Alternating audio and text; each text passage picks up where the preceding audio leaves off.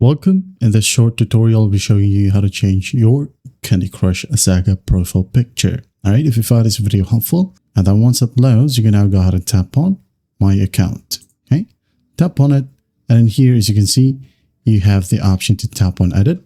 But this one right here changes your email and nickname. But if you don't want to change your email or nickname, you can now go ahead and tap on this profile button right here, or picture button, or camera. Just tap on it. Wait for it to load, and then once it loads, you'll be landed to this browser. Okay, just tap on change image, and it will open up your device's gallery. So what you'll do is just go ahead and find your preferred photo. Okay,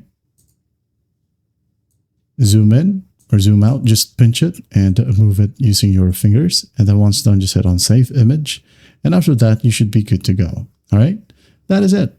Well, I hope this video helps, and I'll see you in the next one.